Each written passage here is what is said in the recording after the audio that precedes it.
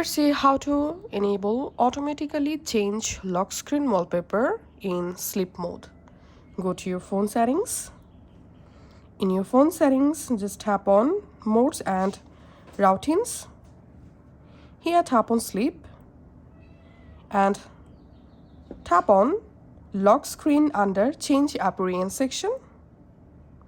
Now you can select a different lock screen wallpaper for sleep focus mode from this features section or from your gallery.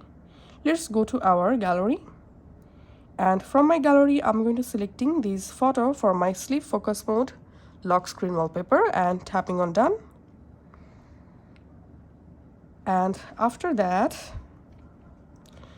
I'm going to lock my phone, and as you can see currently this is my lock screen wallpaper. And now I'm going to turning on sleep focus mode, and then I'm going to my lock screen, and as you can see I've successfully changed my sleep focus mode lock screen wallpaper.